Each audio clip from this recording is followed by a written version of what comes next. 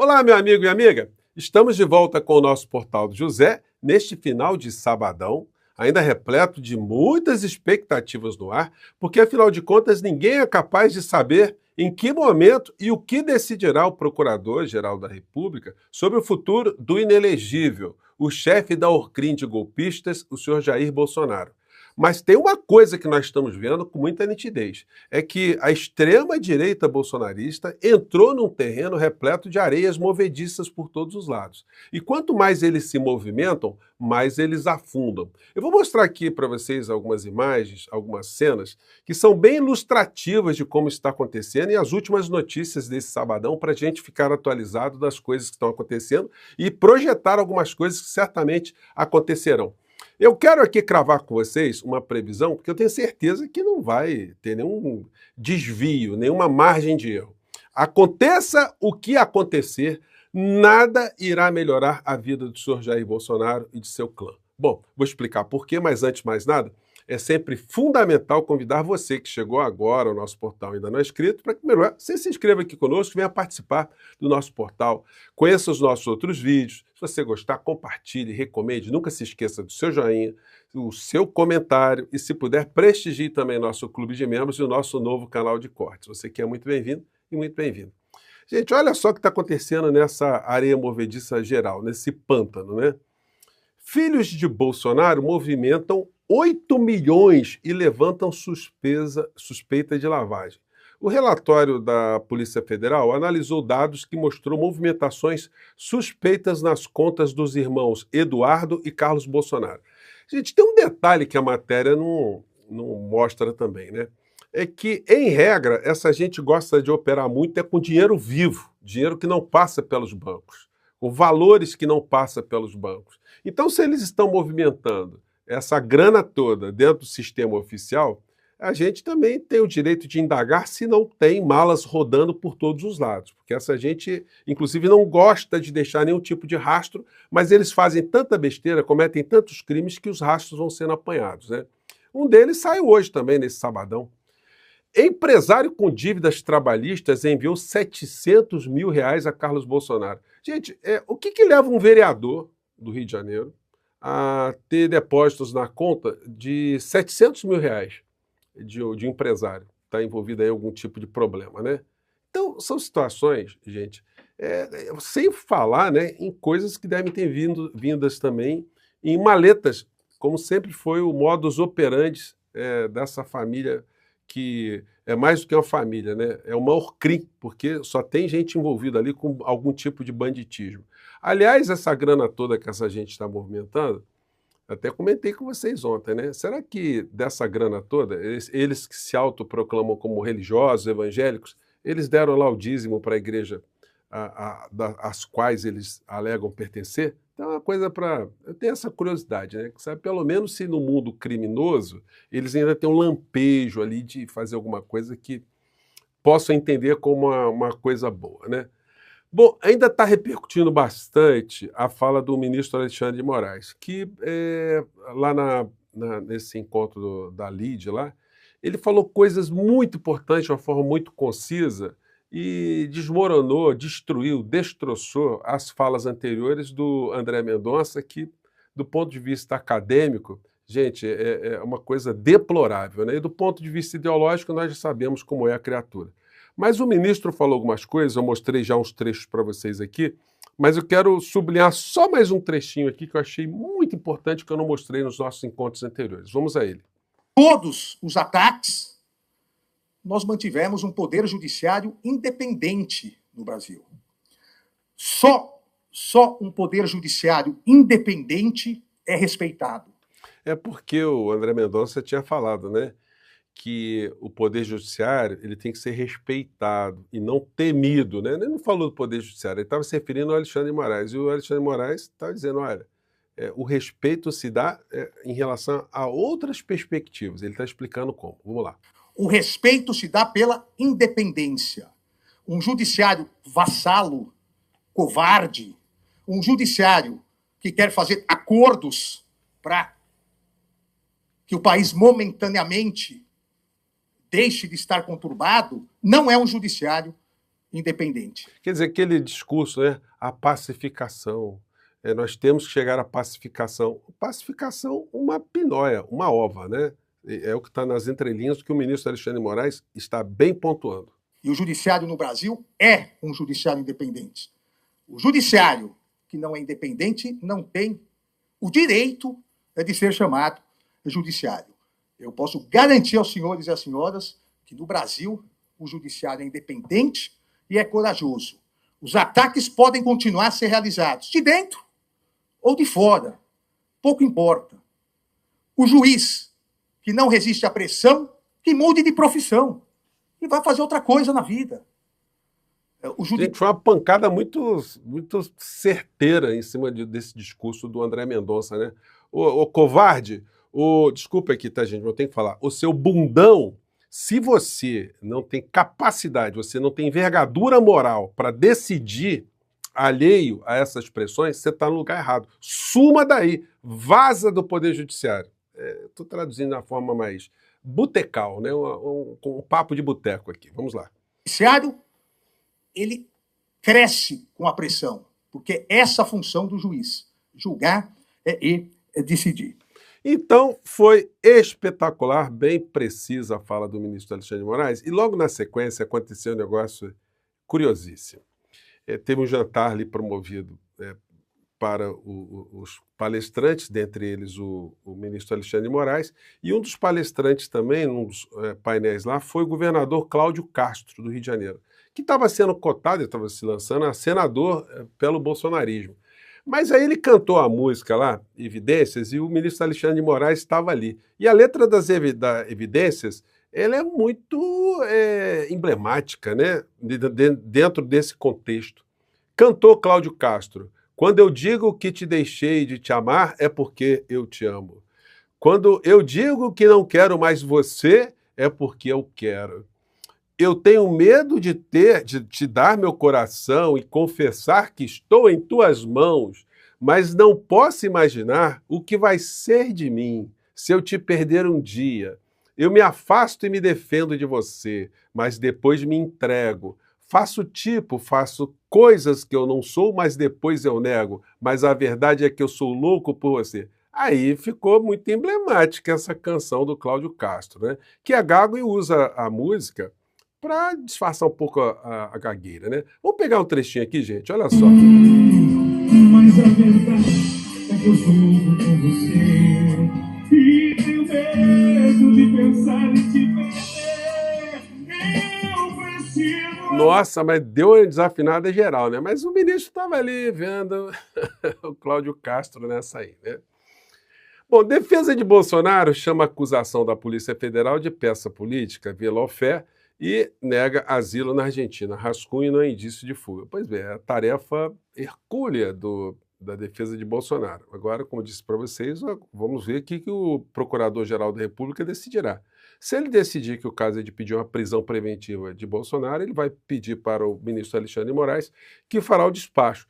Então, nós só não sabemos se o Procurador-Geral da República anda despachando ou despachará nesse final de semana. De todo modo, a Polícia Federal está de prontidão, a imprensa toda está de prontidão, os bolsonaristas na areia movediça estão todos em prontidão, está todo mundo em prontidão. Então, tem mais coisas interessantes para acontecer aí. STF forma maioria para tornar réu homem que chamou Moraes de satanista.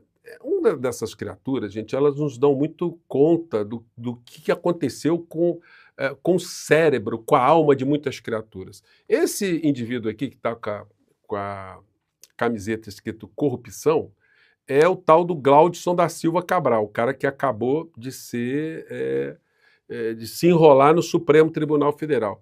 E, sendo arguído por um delegado da Polícia Federal, nos autos do inquérito, ele ficou meio desafiando o delegado da Polícia Federal. Veja só a cabeça da criatura. É o seguinte... A Polícia Federal já denunciei. Eu quero saber o que você, o delegado federal, quer fazer. O senhor quer investigar... Olha só, ele está interpelando. Ele, na oitiva, né, dele, quanto indiciado ali, ele está, ou investigado, ele está peitando o delegado da Polícia Federal. Crimes graves, doa quem doer, ou o senhor vai apenas pincelar o que interessa? Aqui no seguinte, se o senhor tiver prova de crime grave, o senhor protocola e represente, será apurado no inquérito específico. O inquérito que eu narrei a numeração para o senhor, ele tem um objetivo específico e limitado, que é esse que eu já expliquei. Isso não merece prosperar, delegado. Isso aí é um ataque sistematizado contra mim. Isso é crime grave e o senhor não tem obrigação de seguir uma ordem da direção-geral que está sendo denunciada por mim. A direção-geral já passou para o senhor que eu tenho denúncias contra todos eles lá? Como que a direção-geral pode... Eu acho que o senhor não entendeu a dinâmica do oitiva, então eu vou explicar para o senhor. Eu pergunto, o senhor responde, não o senhor que pergunta para o delegado. O senhor está tumultuando um ato processual, igual o senhor fez nesse processo. O senhor está... Minha pergunta foi limitada e específica, e o senhor vai responder que está sendo perseguido. É isso? A resposta do senhor é essa? Eu vou dizer a resposta para o senhor minha. Eu me reservo no direito de só responder na presença de representantes dos escritórios do Tribunal Penal Internacional e da Corte Americana de Direitos Humanos e revogo e solicito como medida cautelar de emergência os artigos 19 e 20 do Decreto 8.604 de 2015, que promulgou no Brasil o Acordo sobre Imunidades, Facilidades e Privilégios do Tribunal Penal Internacional. Na presença de representantes da Corte Americana de Direitos Humanos. Gente, olha o delírio da criatura, né? Tem muito delirante que lê, né? Fica lendo, mas interpreta tudo errado, como o senhor Silas Malafaia. Tribunal Penal Internacional, nos termos do Estatuto de Roma, Decreto 4.388 de 2002... O delegado deve ter pensado, meu Deus do céu, eu estudei tanto, estou aqui, passei no concurso público, será que eu estou vendo isso mesmo na minha frente? A qual subsidia o Código de Processo Penal que o senhor citou para poder me convocar, fazer a minha convocação. E aí o delegado tem uma hora e fala, olha, gente, se o senhor não mudar esse teu comportamento, eu vou interromper aqui a oitiva e o senhor, enfim, faça o que o senhor tem que fazer aí, o que o senhor acha que tem que fazer, né? Mas nos dá conta do que está acontecendo aí na cabeça de muitas criaturas ainda desse universo paralelo. Tarcísio quer ganhar bolsonarismo, mas é omisso com Bolsonaro, diz Malafaia. O Malafaia agora... Ontem, gente, finalmente eu assisti o filme Apocalipse, o documentário Apocalipse nos Trópicos, né? Muito interessante, que dá uma pincelada ali, não consegue aprofundar muito, na influência do Malafaia na extrema-direita e também como estão crescendo várias forças religiosas aqui no Brasil, atreladas também ou fazendo política de uma forma muito objetiva. Só que o Malafaia, já mostrei para vocês, ele não representa todos os evangélicos no Brasil. Muitas pessoas evangélicas vêm aqui para o nosso portal e sempre sublinham isso. Olha, eu sou evangélico, mas não sou isso aí não, né? E uma das demonstrações está nessa matéria aqui, ó, sobre o Malafaia, que buscou apoio com esses outros pastores todos aqui, e os pastores deram uma grande banana para ele, porque eles não estão enxergando que isso, o que está acontecendo com o Malafaia, venha a ser algum tipo de perseguição, algum tipo de questão envolvendo religião. O pastor Caio Fábio, que sempre tem desmascarado muito Malafaia, publicou um vídeo aqui muito breve, comentando aqui esse comportamento do Malafaia, de estar atrelado à extrema-direita no Brasil e à extrema-direita política fora do Brasil apoiando Donald Trump. Disse aqui o Caio Fábio. Para tudo isso que esse nosso conhecido falou aí. Mas ele devia botar a mão na cabeça, porque, como aqui no Brasil, ele deu força para as mesmas políticas. Para as mesmas políticas. E quando ele faz essa confissão de que Trump foi praticamente eleito pelos evangélicos, isso é de dar vergonha, porque é um indivíduo aético, é um sujeito indecente, é um canalha que tem uma história de abusos os mais diversos em todas as áreas, que ganhou a vida dando golpe, que faliu dezenas de vezes e se levantou com dinheiro do Estado, que de eficiente e competente não tem nada. Então, qual é o filtro moral, filtro ético do Malafaia da vida, né? Agora, eu vou trazer para vocês aqui uma coisa que eu não quero rir sozinho, né, acompanhando ela. Isso aqui é um ex-bolsonarista que ficou muito revoltado. Gente, uma das formas que deixa a pessoa mais revoltada, né, é quando a pessoa se sente traída. Então, nesse canal aqui, eu encontrei aqui um depoimento de Jackson Villar, que também se proclama como religioso, usa a Bíblia para muitas afirmações, né? Mas ele hoje está querendo que o Bolsonaro pague por tudo aquilo que ele fez. Ele é uma dessas pessoas que despertou também dessa ilusão. Alguém que é despolitizado e acreditou em Bolsonaro e depois, quando percebeu que estava enganado, veio também para denunciá-lo. E hoje ele diz coisas como essas aqui, ó. Eles queriam anistia só pro Bolsonaro, não era pros patriotários que estavam presos. Meu Deus do céu! Aí ele fala da revelação, né? Que surgiu que o Dudu Bananinha estava negociando uma anistia, mas para o pai, que se lascassem os patriotários, como ele está dizendo aqui, como nós vimos também, né? Que ele não queria uma anistia light. Aí Jackson Villar continua. Vocês são usados. Vocês foram usados como bucha de canhão e vão se lascar na papuda. Agora faz uma gentileza pra mim, vocês que estão presos sabendo disso. Quando o Bozo chegar aí, dê-lhe uma pizza. Dê-lhe uma... Amarra ele aí. Quando sair pra tomar... Gente, é claro, né, vamos considerar isso uma força de expressão, né? Mas vocês vejam como é que ele ficou invocado, né? E eu achei pitoresca, pelo menos a ideia, não matar a figura, mas é dar uma espécie de lição, né? Vou até voltar aqui um pouquinho, só para a gente não tirar do contexto aqui. Vamos lá. Fala, meu filho. Quando sair para tomar sol, é no sol. Tem que jogar assim, sol, aí dá cipuada até sair sangue. Aí joga vinagre nas costas desse falso messias vagabundo. Rapaz, a anistia que eles estão querendo é uma light. Você viu que estava escrito? Anistia lá. Esse foi um trecho, né? Aí tem um outro trecho aqui também. Gente, chega a ser uma coisa, uma comédia, né? Ver esse tipo de situação. Mas é o comportamento de quem ficou revoltado, né? Vamos lá, mais um trechinho. Sabe aquelas cordas de caranguejo? Tem que ser assim, Xandão. A cena tem que sair assim, Xandão. Deixa eu desenhar como é que o Brasil quer ver a cena da prisão desses vagabundos. Tem que aquela corda de caranguejo. Eu não vou pegar meus amigos aqui, né? É assim, um de mão dada do outro, sendo levado assim, algemado, um assim, ó, do lado do outro. Tem que ser uma corda de caranguejo. E primeiro o falso Messias na frente, e depois o falso profeta Malafaia, e aí depois vem os outros caranguejos. E os generais, vem todo mundo. Mas o Malafaia tem que ir pra papuda junto com o falso Messias, como está escrito em Apocalipse, capítulo 9, como está no Apocalipse 23, e prender o falso Messias com o falso profeta. Vai se cumprir as escrituras. Você que é um cristão, as escrituras vai se cumprir. Entendeu? Cadê desses vagabundos? Então é isso, gente.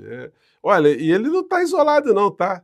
Tem muita gente assim que comunga desse tipo de pensamento aí em relação aos traidores, aos falsos profetas. Bom, eu fico por aqui, espero que enquanto você estiver assistindo o nosso encontro aqui, nós não tenhamos uma surpresa, porque se tiver surpresa da figura ser conduzida para um outro tipo de prisão, vou entrar no ar aqui instantaneamente aqui para conversar com vocês e fazermos aqui a reação, tá bom? Eu fico por aqui, um grande abraço, até o nosso próximo encontro. Tchau!